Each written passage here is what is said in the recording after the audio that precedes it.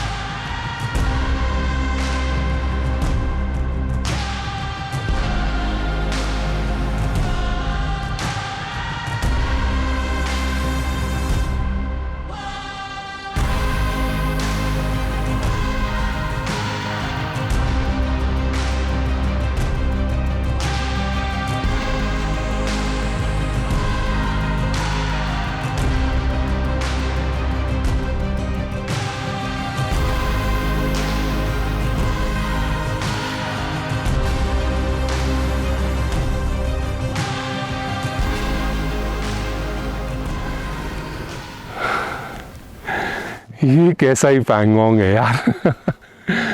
मैंने ऐसा बिल्कुल भी नहीं एक्सपेक्ट किया था। मैंने ब्लू पैंगोंग देखा है, द क्विंटेसेंशियल ब्लू टर्कोइज। मैंने फ्रोजन पैंगोंग ऑनलाइन देखा है, बट वो भी ग्रेइश ब्लू जैसा ही दिखता है। पूरा पानी एकदम फ्रीज हो जाता है, लोग उसके ऊपर चल पाते हैं। लेकिन वाइट पैंगोंग ऐसा लग रहा है जैसे कोई स्केटिंग रिंग हो पूरा, और ऐसे जिसका कोई एंड नहीं है। दूर दूर तक जहां लेफ्ट राइट जहां देखो, सिर्फ और सिर्फ ऐसा लग रहा है एक वाइट सतह सी है जिसके ऊपर बड़े आराम से आप स्केट कर सकते हो। I think that's the beauty of travel, isn't it? आप बहुत चीजें एक्सपेक्ट करके आते हो, पढ़ के आते हो, रिसर्च करके आते हो, and yet the nature surprises you. And what a surprise यार। आई थिंक इसका जो फर्स्ट व्यू दिखा था और वहां से लेके इस मोमेंट तक, this is one surprise that I will not forget. Pangong तक का सफर सीधा नहीं होता, और सर्दियों में तो बिल्कुल भी नहीं, क्योंकि जो यहां दिखता है वो सिर्फ एक झील नहीं है। ये उन सब रास्तों का रिजल्ट है जो हमने यहां तक पहुंचने में तय किए। वैसे विंटर्स में लद्दाख में आके पहला शौक होता है विजुअल्स का, और दूसरा यहां की चीर देने वाली हवा का। ले पहुंचते ही सांस थोड़ी भारी लगने लगती है और ठंड सीधा अंदर तक उतर जाती है। इसलिए पहले 2 दिन हमने कहीं आगे बढ़ने की जल्दी नहीं की। बॉडी को एडजस्ट करने का वक्त दिया और दिमाग को इस जगह की पेस समझने का। ले मार्केट गर्मियों में काफी बिजी होती है, पर इस वक्त सब कुछ थोड़ा रुक सा गया था। ज्यादातर दुकानों के शटर्स नीचे थे, आवाज कम थी और भीड़ तो बिल्कुल भी नहीं। शायद इसीलिए पहली बार ये जगह इतनी क्लियरली दिख रही थी। पर इस ठहराव के बीच भी जिंदगी रुकती नहीं है। कुछ गिने चुने कैफेज खुले थे और उनमें कोजी होके बैठे हुए लद्दाखी जिंदगी को इस तरह देख पाने में भी एक अपना ही चार्म था।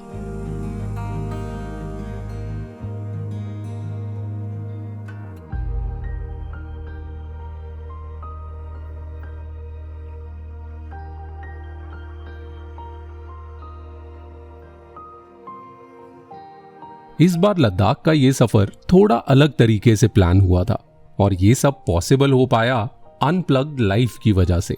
ये कंपनी काफी टाइम से लद्दाख में काम कर रही है और इन्होंने ही हमें ये रूट और एक्सपीरियंसेस प्लान करने में गाइड किया। अनट्रैवल का आइडिया हमेशा स्लो और ऑफ द बीटन पाथ रहा है, और इस ट्रिप में वो अप्रोच नेचुरली फिट हो गई। इस रास्ते में हमारा पहला स्टॉप था थिक्से मॉनेस्ट्री। मैं यहाँ पहले कभी नहीं आया था, लेकिन अनप्लग्ड लाइफ की रिकमेंडेशन पे हम यहाँ कुछ देर के लिए रुके और रियलाइज हुआ कि कभी कभी सही जगह तक पहुंचने के लिए सही लोगों की बात सुननी पड़ती है। सर्दियों में यहाँ सब कुछ और भी शांत लगता है। कोर्टयार्ड्स खाली थे, कॉरिडोर्स में सिर्फ सर्द हवाओं और कदमों की आवाज थी, और पूरी जगह में एक अलग ही सुकून था। थिक्से को लद्दाख की सबसे सिग्निफिकेंट मॉनेस्ट्रीज में से एक माना जाता है, लेकिन उस दिन इसकी इंपॉर्टेंस से ज्यादा इसकी खामोशी याद रह गई।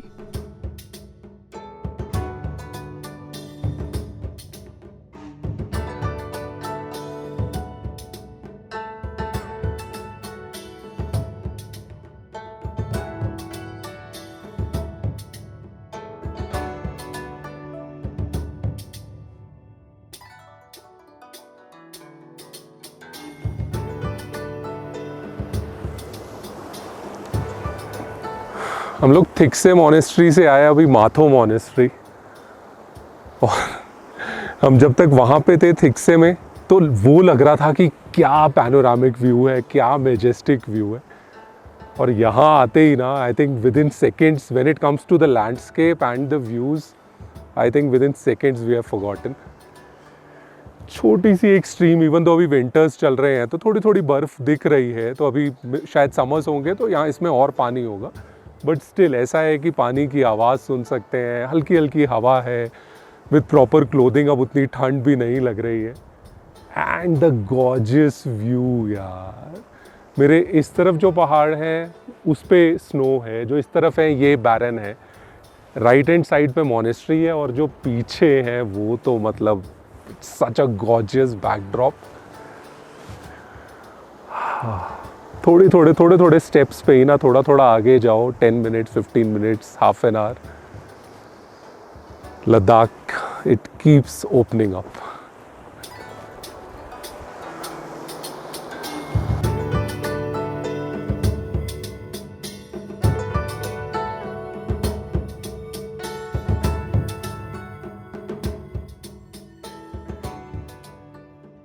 सीधा पैंगोंग जाने के बजाय हमने थोड़ा सा रूट बदला, क्योंकि इस सफर में सिर्फ डेस्टिनेशन तक पहुंचना ही नहीं, बीच के स्टॉप्स भी उतने ही इंपॉर्टेंट थे।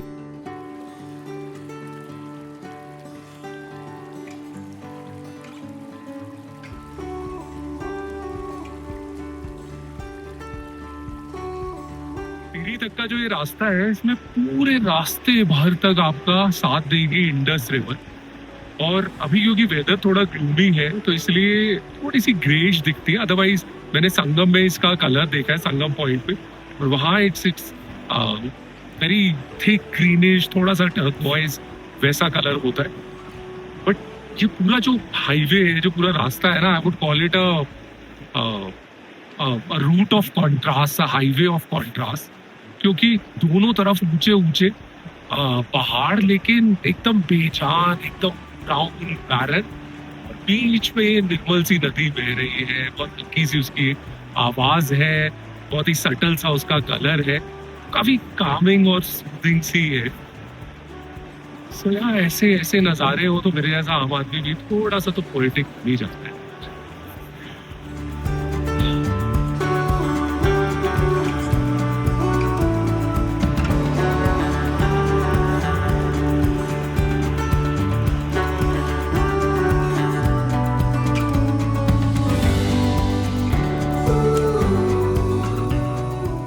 लेह के बाद हम पहुंचे लद्दाख के एक छोटे से गांव तिरी में, जहां हमने एक रात स्पेंड की चो हाउस फार्म स्टे में। यहाँ आपको गेस्ट की तरह नहीं, घर वालों की तरह वेलकम किया जाता है। सुबह से शाम तक घर जैसा खाना, यारखंडी पुलाव, छूतगी या खंबीर ब्रेड के सैंडविचेस, और सबसे अच्छी बात कि बाहर जितनी भी ठंड हो पर अंदर रूम्स एकदम कोजी। जब गर्मियां आती हैं तो ये जगह एक ग्रीन ओएसिस बन जाती है, ब्राउन पहाड़ों के बीच और एक नीली नदी के किनारे। लद्दाख देखने आया था पर जा रहा हूं यहाँ के लोगों की यादों के साथ।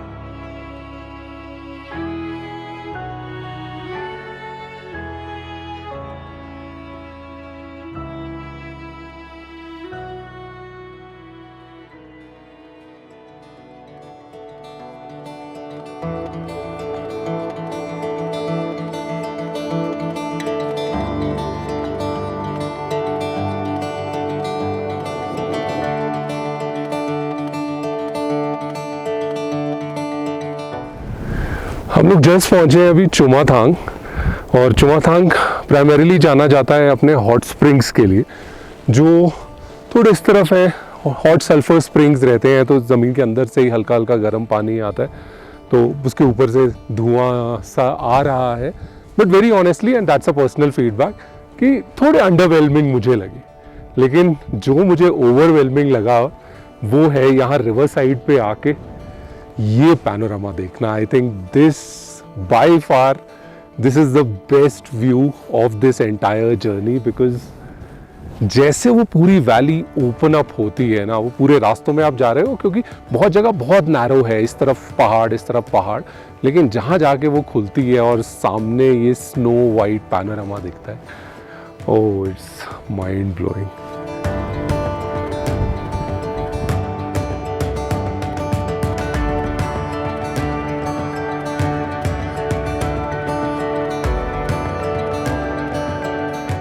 Here I have literally no words to say.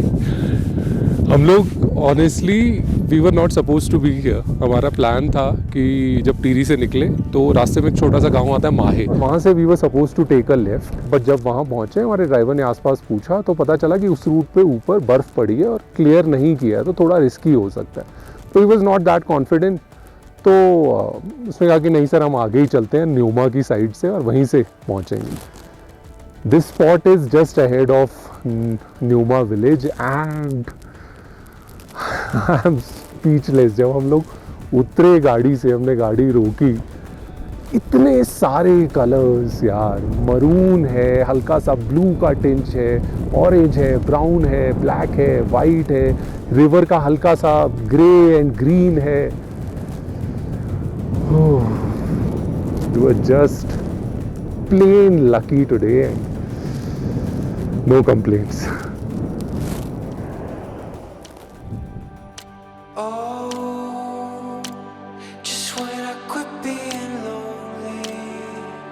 कभी कभी रास्तों में कुछ ऐसे स्टॉप्स आते हैं जहां रुकने का प्लान ना होते हुए भी गाड़ी खुद ब खुद रुक जाती है। चारों तरफ बस इतना खुला लैंडस्केप कि ये सब प्रोसेस करने में भी थोड़ा वक्त लगे। बीच से गुजरती हुई एक खाली सड़क और उसके दोनों तरफ बर्फ के टुकड़े, ना कोई आवाज ना कोई गाड़ी, बस हम और वो खामोशी। ठंड काफी थी पर फिर भी हम गाड़ी से बाहर आ गए, कुछ देखने के लिए नहीं, बस उस पल को थोड़ी देर और महसूस करने के लिए।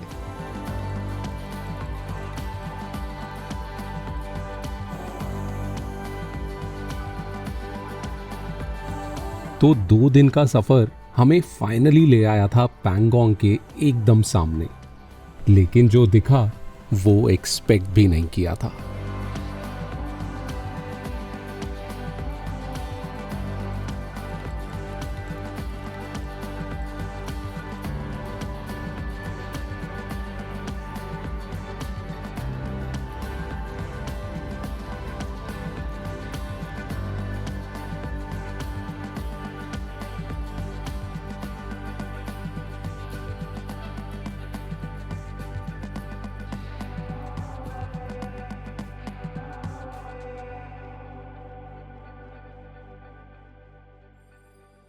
पैंगोंग में सुबह थोड़ी धीरे शुरू होती है।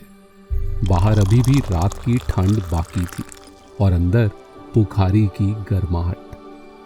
-15 के आसपास टेम्परेचर था और पैंगोंग एकदम सामने, बर्फ के बीच, पहाड़ों के नीचे, बिल्कुल शांत।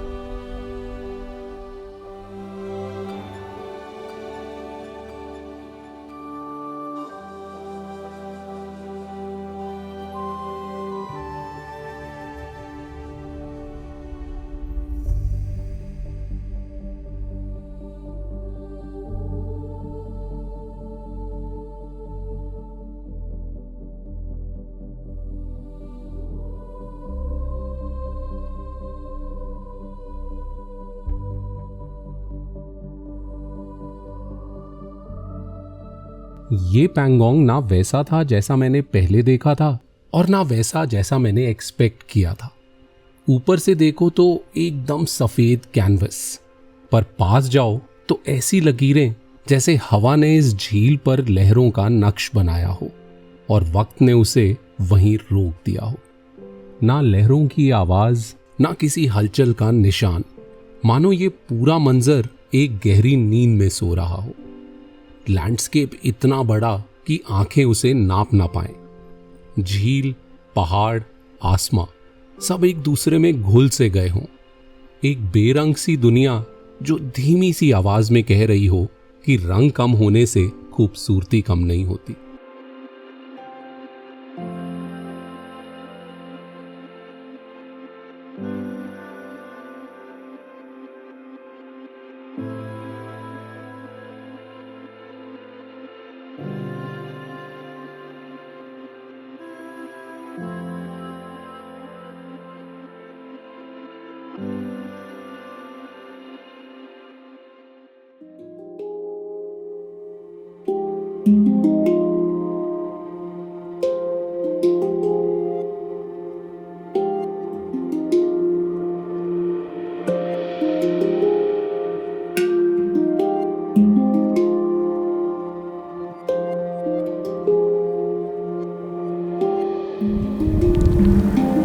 जब पिछली बार ले आया था 4 साल पहले, तो समर्स में आया था, आई थिंक अराउंड जून जुलाई में।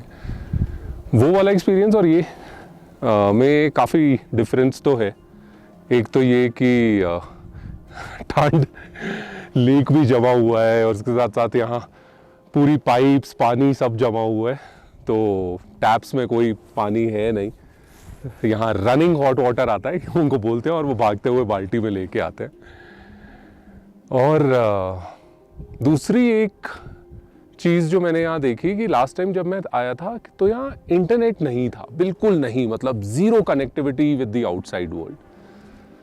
और अभी I think last year Airtel का यहाँ नेटवर्क आ गया है, ऑलमोस्ट सब गांव में यहाँ आ गया है। तो I know it's good for the locals of course, but पता नहीं, ऐसा पर्सनली मुझे लगा कि शायद वो जो रिमोटनेस वाली जो फील थी ना इस जगह की, हो सकता है शायद इन टाइम्स टू कम थोड़ी कम हो जाए। I might be wrong, but that's just a personal feeling. हम लोग भी कभी कभी बीच में, काम के बीच में जहाँ फ्री हुए तो चलो थोड़ी देर देख लिया। ये लास्ट टाइम मुझे याद है कुछ नहीं, जहाँ काम खत्म होता था, घूमना फिरना खत्म हुआ, कुछ नहीं, कुछ और है ही नहीं करने को, नो सोर्स ऑफ एंटरटेनमेंट। तो या तो पीछे गांव में घूमने चले गए या फिर लेक पे जाके बैठे रहे घंटों घंटों तक। सो या that's one of the major differences. अब ये सही है या गलत है तो पता नहीं, आपको क्या लगता है बताओ।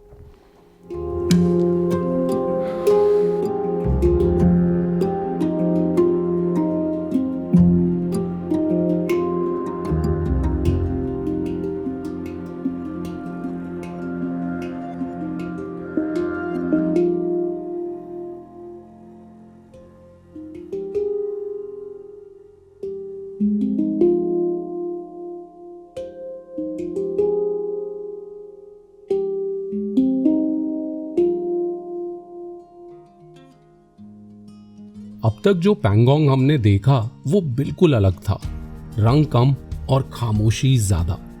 पर पैंगोंग का एक और रूप भी है जिसे देखना अभी बाकी था।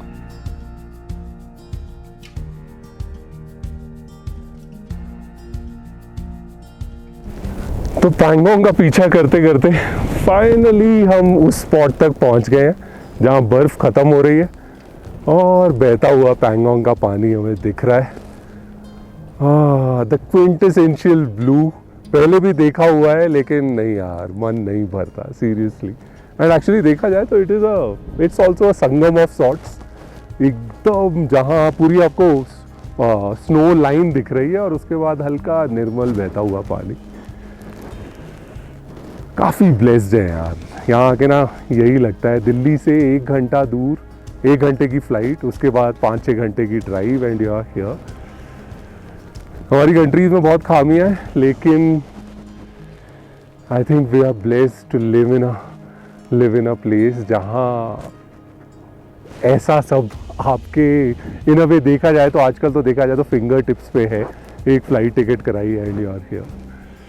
यहाँ पे आके ना दो कॉन्ट्रास्टिंग फीलिंग्स आती हैं। एक कि the enormity of this place, it makes you feel this big, आपको रियलाइज हो जाता है कि आप कहाँ बिलोंग करते हो, but at the same time the same enormity it makes your jaws drop और emotionally it makes you feel this big. भले धूप निकली हुई है, ठंड बहुत ज़्यादा है। This is amazing.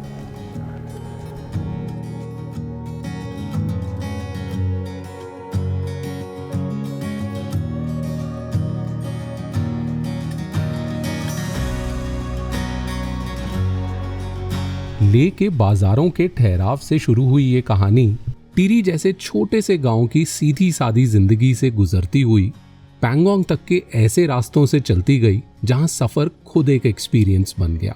और फिर वो पैंगोंग, इस बार बिल्कुल अलग, जैसे पूरी झील ने सांस लेना भी धीमा कर दिया हो। एक ही सफर में एक ही जगह के इतने अलग रूप देखने को मिले कि समझ ही नहीं आया कि कौन सा पल ज्यादा खूबसूरत था। लोग कहते हैं लद्दाख आने का बेस्ट टाइम होता है मई टू सितंबर, पर यहां आके लगा शायद लद्दाख किसी एक मौसम का मोहताज नहीं। हर सीजन इसका एक नया रूप दिखता है और शायद इसीलिए यहां वापस आने की वजह कभी खत्म नहीं होती।